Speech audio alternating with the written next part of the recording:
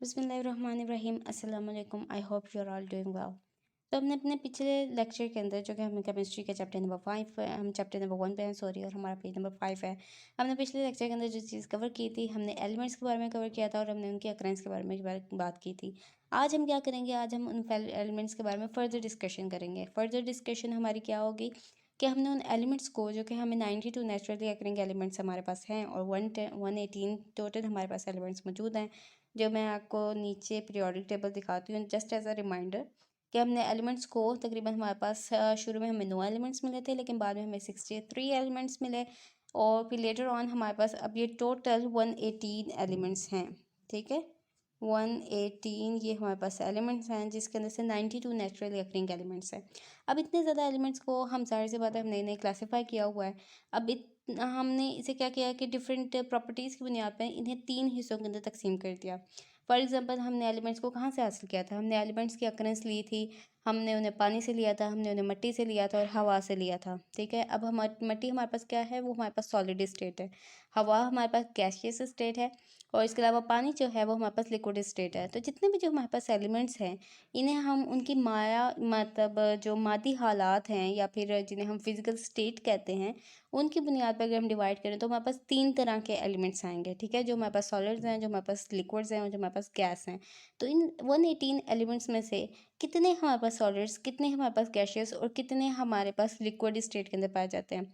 तो हमने इन्हें किस तरह से क्लासीफाई किया, इनकी फिजिकल स्टेट की बुनियाद पर। तो फिजिकल स्टेट के अंदर हमारे पास जो मोस्टली एलिमेंट्स हैं, मोस्टली बहुत ज़्यादा एलिमेंट्स, वो हमारे पास सॉलिड हालत के अंदर पाए जाते हैं, मतलब ठोस होते हैं वो। अब ठोस, वो सख्त ठोस भी हो सकते हैं, वो नरम ठोस भी हो सकता है, मतलब अगर आप उसे हाथ लगाएं तो वो मतलब होगी, वो सॉलिड हालत ही होगी, लेकिन वो टूट सकती है। ठीक है, या फिर सॉलिड हो सकते हैं, जिस तरह मतलब सुपर सॉलिड, जिस तरह हमारे पास गोल्ड है या हमारे पास सिल्वर है, लोहा है, आप उसे बस हाथ से आप उसे जितना मर्जी प्रेशर लगाते जाएं, वो अब जाहिर सी बात है कि ऐसा तो नहीं होगा कि वो बिल्कुल ही आप उसे प्रेस कर सके या कंप्रेस कर सके। आपके वो बहुत ज़्यादा सॉलिड जो होते हैं ना, हार्ड वर्क किस्म के, वो हमारे पास सॉलिड होते हैं। मेजॉरिटी एलिमेंट्स हमारे पास सॉलिड स्टेट के अंदर पाए जाते हैं। अच्छा, जो लिक्विड स्टेट है उसके अंदर हमारे पास सिर्फ 2 एलिमेंट्स हैं, और वो 2 एलिमेंट्स कौन से हैं, वो यहाँ पर हमारे पास ये ब्रोमीन एलिमेंट है। ठीक है, ये जहाँ पे मैंने आपको शो किया क्लोरीन के नीचे ब्रोमीन, और ये हमारे पास मरकरी Hg। ये मरकरी के बारे में लास्ट लेक्चर के अंदर हम बात कर चुके हैं, ये थर्मामीटर्स के अंदर पाया जाने वाला पारा होता है। और ब्रोमीन जो है ये भी हमारे पास लिक्विड है, और लेबॉर्ट्री के अंदर बहुत से टेस्ट के अंदर जो ब्रोमीन टेस्ट वगैरह आप फर्दर पढ़ेंगे, एंड स्पेशली इन बायोकेमिस्ट्री, वहाँ पर बहुत ज़्यादा यूज़ होती है। तो ये 2 एलिमेंट हमारे पास सिर्फ लिक्विड स्टेट के अंदर पाए जाते हैं। लिक्विड स्टेट में ये होते हैं, सॉरी, लिक्विड स्टेट के अंदर पाए जाते हैं। और हमारे पास जो गैसियस स्टेट है उसके अंदर काफ़ी सारे भी होते हैं, लेकिन अगर मैं आपको मेजॉरिटी के बारे में बताऊँ ना, ये सारे और ये जो आपको नीचे सारे ये लाइट ब्लू कलर में नज़र आ रहे हैं, ये सब के सब जो है ना, ये हमारे पास सॉलिड्स हैं। और हमारे पास जो लिक्विड में है वो ब्रोमीन है और मरकरी है। इसके अलावा हमारे पास गैसेस हैं, जिस तरह आपने हाइड्रोजन के बारे में, जो हाइड्रोजन गैस मिलती है बैलून्स के अंदर भी उसे भर कर, तो वो ऊपर की तरफ जो बैलून्स है ना, वो ऊपर की तरफ उड़ना शुरू कर देते हैं, तो वो हमारे पास गैस होती है। इसी तरह ऑक्सीजन है, ऑक्सीजन सही से पता है किसको नहीं पता, हम ऑक्सीजन के ज़रिए, हमारे पास ऑक्सीजन होगी तो वही हम सांस लेते हैं। नाइट्रोजन है हमारे पास, क्लोरीन गैस है। इसके अलावा ये वाला जो पूरी लाइन आपको नज़र आ रही है ना नीचे की तरफ, अगर मैं इसे 1 बाय 1 रीड करना शुरू करूँ तो ये हमारे पास है helium, neon, argon, krypton, xenon, radon, ये सब के सब गैसियस हैं। ठीक है, तो मेजॉरिटी हमारे पास सॉलिड्स की है, कुछ हमारे पास लिक्विड हैं, और हमारे पास फिर जो है ना लिक्विड गैसियस स्टेट में ये एलिमेंट्स मौजूद होते हैं। तो आपकी क्लासिफिकेशन जो यहाँ पे पेज नंबर 5 के ऊपर जो लोअर आपके 2 पैराग्राफ्स हैं, उसके अंदर एलिमेंट्स को क्लासीफाई किया गया है just for the sake of कि आपके हमारे लिए कन्वीनियंट हो जाए इनके बारे में डिस्कस करना। तो मैं इस पैराग्राफ को रीड आउट करती हूँ। एलिमेंट्स में भी सॉलिड्स, लिक्विड है, गैस। तो यहाँ पे एलिमेंट्स को इन्होंने क्या किया है कि इन्होंने इसे क्लासीफाई कर दिया है इनकी फिजिकल स्टेट्स की बुनियाद पर, सॉलिड, लिक्विड एंड गैस में। Majority of the elements exist as solids, for example sodium, copper, zinc and gold. ठीक है, अब गोल्ड हर कोई पहनता है, हमारे पास सॉलिड स्टेट में होती है। They are very few elements which occur in the liquid state, mercury and the bromine. मैं आपको मरकरी एंड ब्रोमीन के बारे में बता चुकी हूँ। ये सिर्फ हमारे पास लिक्विड स्टेट के अंदर यही 2 एलिमेंट्स पाए जाते हैं। A few elements exist as gaseous. अब गैसियस से सबसे पहले हमारे पास सॉलिड्स होते हैं, फिर हमारे पास गैसियस होते हैं, फिर हमारे पास लिक्विड स्टेट के अंदर एलिमेंट होते हैं। गैसियस के अंदर हमारे पास क्या है, नाइट्रोजन है, ऑक्सीजन है, क्लोरीन है एंड हाइड्रोजन है। अब नेक्स्ट पैराग्राफ के अंदर एलिमेंट्स की एक दूसरी बेसिस पे क्लासिफिकेशन को बयान किया गया है, जिसके बारे में अभी हम आपसे साथ डिस्कस करते हैं। और वो क्लासिफिकेशन क्या है, वो क्लासिफिकेशन है on the basis of their properties elements are divided into metals, non-metals and metalloids. About 80% of the elements are metals. अच्छा, अब ये क्या कह रहे हैं, ये कह रहे हैं कि हमने एलिमेंट्स को एक उनकी प्रॉपर्टी है उसकी खासियत की बिना पर उन्हें नॉन मेटल्स, मेटल्स और मेटालॉइड्स के अंदर कन्वर्ट कर दिया है। क्या कर दिया है, मतलब उन्हें क्लासीफाई कर दिया। अब हमारे पास ये तीन तरह के इन्होंने वो हैं metals, metalloids and non metals. तो आपकी स्क्रीन के ऊपर यहाँ पे मैंने क्लासिफिकेशन के बारे में लिखा हुआ है। यहाँ पर मेटल्स के बारे में लिखा हुआ है, ठीक है, ये मेटल्स के बारे में है, यहाँ पर मेटालॉइड्स के बारे में है और ये नॉन मेटल्स के बारे में है। मेटल्स के अंदर क्या खसूसियात होती हैं, बेसिकली आप इनकी तीन प्रॉपर्टीज़ के बारे में याद रखें। मेटल्स की ये होती हैं, ये सॉलिड्स होते हैं, ठीक है, जैसे फॉर एग्जांपल गोल्ड है, सिल्वर है, टिन है, ये सब के सब हमारे पास सॉलिड हैं, ठीक है, जो जितने भी मेटल्स हैं वो सॉलिड है। और इनकी मोस्ट इंपॉर्टेंट प्रॉपर्टी ये होती है कि ये कंडक्टर्स होते हैं। Conductors of what, conductors of heat and electricity. इनके अंदर से हरारत जो है ना, मतलब ये गर्म हो जाते हैं और इनके अंदर से बिजली गुजर सकती है। अब हमारे किचन में जितने भी बर्तन यूज़ होते हैं वो हमारे पास स्टील के या लोहे के होते हैं, ठीक है, वो गर्म हो जाते हैं, इसी वजह से हम उन्हें कुकिंग के अंदर यूज़ करते हैं। और जो हमारी इलेक्ट्रिकल वायर्स हैं वो कॉपर के हैं, ठीक है, उनकी बनी होती है। तो ये जो मेटल्स हैं ना, इनके अंदर ये प्रॉपर्टी होती है कि इनके अंदर से हरारत भी गुजर सकती है और बिजली भी पास हो सकती है, इसी वजह से इन्हें कंडक्टर्स कहते हैं। कंडक्टर्स का मतलब होता है जो कंडक्ट कर सकें, जो हरारत को, जो हीट को और इलेक्ट्रिसिटी को कंडक्ट कर सकें, उन्हें कंडक्टर्स कहते हैं। और ये सॉलिड होते हैं। अब आपने जितने भी इलेक्ट्रिकल वायर्स देखे हैं वो सारे सॉलिड से देखे हैं ना, आपने किचन में जितने भी बर्तन यूज़ होते हैं आपने उन्हें सॉलिड देखा है। इसके अलावा ये हार्ड होते हैं, ठीक है, ऐसे तो होते नहीं है कि आप उसे उंगलियों के दरम्यान में रखें और वो बिल्कुल रुई की तरह नरम हो, ये हार्ड होते हैं, ठीक है। अब जो मेटेलाइट्स हैं, अच्छा फर्स्ट हम यहाँ पे जाते हैं नॉन मेटल्स की तरफ। हमने मेटल्स के बारे में डिस्कस किया, अब हम नॉन मेटल्स की तरफ आते हैं।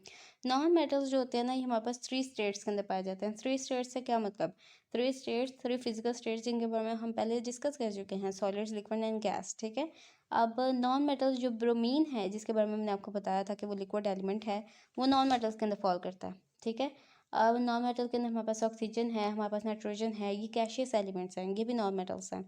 इसके अलावा अगर हम बात करें मतलब एस्टेटीन की, जो कि हमारे पास एक सॉलिड नॉन मेटल के तौर पर आ जाता है। तो हमारे पास जो नॉन मेटल्स हैं वो तीनों हालतों के अंदर पाए जाते हैं, सॉलिड, लिक्विड एंड गैस के अंदर, ठीक है। और ये हमारे पास जो मेजॉरिटी है इसके अंदर वो डिफरेंट वेरिएशंस आ जाती हैं। हमारे पास ये नॉन कंडक्टर्स होते हैं, इनके अंदर से हरारत नहीं गुजर सकती, इनके अंदर से बिजली नहीं गुजर सकती, ठीक है। इसी वजह से जो अगर आपने देखा हो ऑक्सीजन गैस के अंदर से, मतलब आप ऑक्सीजन गैस का लें या फिर हाइड्रोजन का, हाइड्रोजन एक गैसियस एलिमेंट्स है जो कि नॉन मेटल है। हाइड्रोजन आप गैस को आप ले आएँ, उसके अंदर से आप बिजली गुजारने की कोशिश करें या उसे हीट अप करने की कोशिश करें, उसके अंदर से हरारत नहीं गुजरेगी और उसके अंदर से बिजली भी नहीं गुजरेगी, क्योंकि वो नॉन कंडक्टर्स हैं। इसी तरह ये सॉफ्ट, जनरली ये सॉफ्ट होते हैं, होते ये मोस्टली सॉलिड ही हैं, लेकिन मतलब गैसियस स्टेट वाले तो सॉलिड नहीं होंगे ना। मोस्टली ये हमारे पास सॉलिड होते हैं, लेकिन ये सॉलिड सॉफ्ट होते हैं एक्सेप्ट डायमंड, ठीक है। डायमंड कार्बन से मिलकर बना हुआ होता है, लेकिन ये काफ़ी हार्ड होता है, ये इसकी एक एक्सेप्शन है। अब अगर हम बात करें अपने मेटलॉइड्स के बारे में, मेटलॉइड्स जो होते हैं ये दरमियानी हालत है, ये मेटल और नॉन मेटल के दरमियानी हालत है। इनके अंदर दोनों तरह की प्रॉपर्टीज़ होती हैं। इनके अंदर जो मेटल्स वाली भी प्रॉपर्टीज़ होती हैं, इनके अंदर नॉन मेटल्स वाली भी प्रॉपर्टीज़ होती हैं। फॉर एग्जांपल इन्हें सेमी मेटल्स भी कहते हैं, लेकिन इनकी ज़्यादातर जो खसूसियात हैं वो मेटल से मिलती जुलती हैं।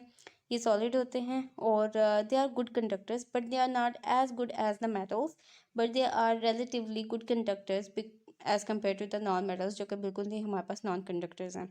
और ये हमारे पास ब्रिटल सॉलिड्स होते हैं। ब्रिटल सॉलिड्स का क्या मतलब है कि ये सॉलिड होती हैं लेकिन ये टूट जाती हैं। फॉर एग्जांपल अगर हम आपने ग्रेफाइट, आपने अपनी लेड पेंसिल के अंदर जो आपका सिक्का होता है ना, वो सॉलिड होता है, लेकिन जैसे ही आप उसे ज़्यादा हार्डली अपने पेपर पे प्रेस करेंगे ना तो उसका पारा पारा सा गिर जाता है।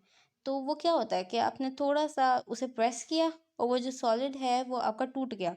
तो इतनी आसानी से वो टूट जाता है, उसे हम कहते हैं ब्रिटल होना, कि मतलब बहुत ज़्यादा नाजुक। तो ये ब्रिटल सॉलिड्स होते हैं, मेटेलॉइड्स होते हैं। अच्छा, मैं अब आपको इनकी पिक दिखाती हूँ, जस्ट कि आप लोगों को थोड़ा सा कॉन्सेप्ट थोड़ा सा आपका क्लियर हो जाए। यहाँ पे ये नॉन मेटल्स के बारे में दिखा हुआ है, सल्फर। अच्छा जी, अभी अगर मैं रेलिवेंट आपको एग्जांपल दूँ तो शब बारात गुजरी थी। शब बारात पे क्या था, हमने फायरवर्क्स को यूज़ किया, फायरवर्क्स को सॉरी। अब फायरवर्क्स के अंदर हमने पटाखे भी चलाए, हर चीज़ की। अब पटाखों के आगे आपने वो जिसे हम कहते हैं ना, क्या कहते हैं इसे, पाउडर सा, स्पेसिफिकली उसे हमारी लैंग्वेज में I don't know, I forgot that name, but बच्चे वो पटाखों का एक दायरा बनाते हैं और उसके दरमियान में पटाखों के अंदर जो पाउडर फिलअप हुआ होता है ना, उसे बाहर निकालते हैं और उसके बाद उसे वो चलाते हैं। तो वो जो पाउडर होता है ना, वो सल्फर होता है। इसके अलावा मैच स्टिक्स के आगे जब हम माचिस को जलाते हैं तो वो भी हमारे पास सल्फर होता है। अब पटाखों के अंदर सल्फर के साथ दूसरे जो एलिमेंट्स होते हैं वो भी मिक्सअप होते हैं, इसी वजह से उनके इतनी ज़्यादा जो है ना, उन्हें जलाने से वो एकदम फट जाते हैं, उनके अंदर इतनी ज़्यादा हरारत आ जाती है और एक आवाज़ पैदा होती है बहुत ज़्यादा। तो ये सल्फर की हमारे पास रेलिवेंट एग्जाम्पल है। ब्रोमीन जो है ये लिक्विड स्टेट के अंदर पाया जाने वाला एलिमेंट है, जिसके बारे में मैंने आपको बताया। ये आपको नज़र आ रहा है, ठीक है। इसको हम आगे जब अपनी केमिस्ट्री को स्टडी करेंगे या हम डिफरेंट ब्रांचेस के अंदर देखेंगे तो वहाँ पे आपको ब्रोमीन के बहुत ज़्यादा टेस्ट मिलेंगे। Carbon, who do not know about carbon, ठीक है। कार्बन, आप लकड़ी को लें, लकड़ी को जलाना शुरू करें तो बाकी जो बाद में कोयला बचता है वो हमारे पास कार्बन होता है। तो ये आपको उसी की एक एग्जाम्पल दिखाई हुई है। और ऑक्सीजन, ऑक्सीजन क्योंकि गैस है, इसकी कोई शक्ल नहीं है, हमें नहीं पता कि ये किस शक्ल में पाया जाता है या इसका रंग कैसा है या क्या नहीं है, इसी वजह से सिर्फ इसका नाम लिखा गया है। तो यहाँ पे आपको थ्री फिजिकल स्टेट्स के बारे में भी पता चल गया, ठीक है। ये हमारे पास लिक्विड है, ये हमारे पास गैशियस है, ये हमारे पास सॉलिड्स हैं। तो ये लिक्विड स्टेट्स के बारे में पता चल गया। और इन्हीं की अगर हम आगे फर्दर इनकी प्रॉपर्टीज़ की बुनियाद पर इन्हें क्लासीफाई करें तो ये हमारे पास हो जाते हैं नॉन मेटल्स के अंदर, मतलब जिनके अंदर से हरारत नहीं गुजरती या इलेक्ट्रिसिटी नहीं गुजरती, मेटलॉइड्स।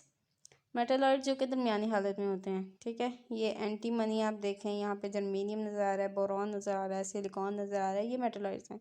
इनकी प्रॉपर्टीज़ मेटल्स और नॉन मेटल्स के दरमियान में होती हैं। ये ब्रिटल सॉलिड्स होते हैं, मतलब इनको ज़रा सा प्रेस करेंगे ना तो ये बिल्कुल टूट से जाएंगे। ये हमारे पास नॉन ब्रिटल फॉर्म के अंदर, सॉरी, ब्रिटल होते हैं ये। इसके अलावा हमारे पास मेटल्स हैं। मेटल्स के अंदर हमारे पास क्या आ जाते हैं, मेटल्स में हमारे पास गोल्ड है, हमारे पास सिल्वर है। ये तमाम एलिमेंट जो हैं हमारे पास सॉलिड होते हैं और दे आर गुड कंडक्टर्स, ठीक है। आपको अगर आप गोल्ड को ना, गोल्ड को कॉपर वायर की जगह यूज़ करेंगे तो ये बहुत अच्छा कंडक्टर है, लेकिन ये बहुत ज़्यादा एक्सपेंसिव होता है, इस वजह से इसे हमारे इलेक्ट्रिकल अप्लायंसेस हैं उनके अंदर यूज़ नहीं किया जाता।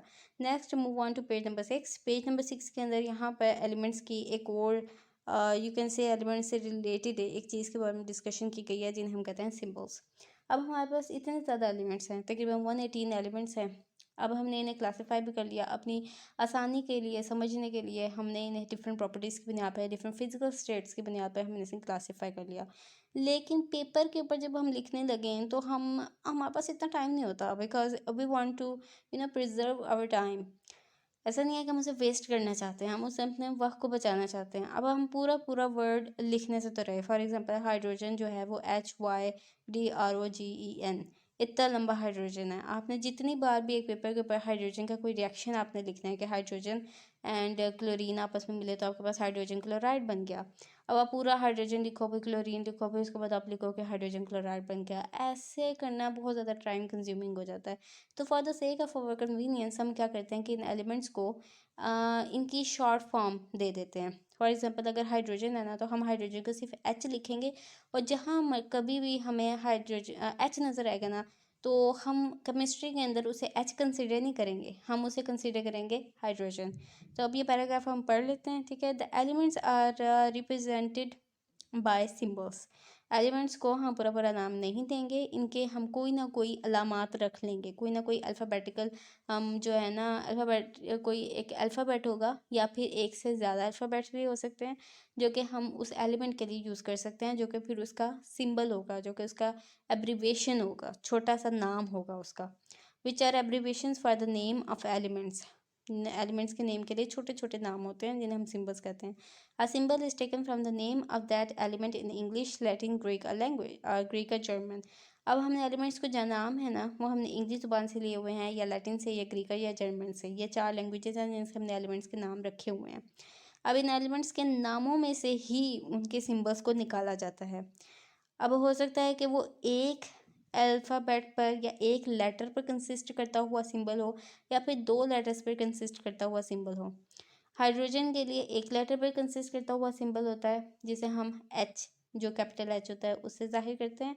और इसके अलावा जो हमारे पास, अगर हम 2 लेटर्स सिंबल के बारे में बात करें, जिस तरह क्लोरीन है, क्लोरीन को हम Cl से शो करते हैं। तो इसके अंदर यही बताया गया है, it is a symbol is taken from the name of the element in English, Latin, Greek, or German. If it is one letter, it will be capital as H for the hydrogen, N for the nitrogen, and C for the carbon, etc. In case of 2 letter symbols, only first letter is capital. For example, Ca for calcium, Na for sodium, and Cl for chlorine. अच्छा, अब ये क्या कह रहे हैं? ये कह रहे हैं कि हम एलिमेंट्स को उनके सिंबल्स की बुनियाद पर हम उन्हें शो करते हैं। अब पूरा हाइड्रोजन लिखने के बजाय हम क्या लिखते हैं? Capital H. पूरा कार्बन लिखने के बजाय हम लिखेंगे कैपिटल सी। पूरा नाइट्रोजन लिखने के बजाय हम लिखेंगे कैपिटल एन। इस चीज़ से भी हम गुजारा कर सकते हैं। लेकिन फॉर एग्जांपल, अगर हमारे पास कार्बन के लिए हमने सी का वर्ड यूज़ कर लिया, अब क्लोरीन जो है,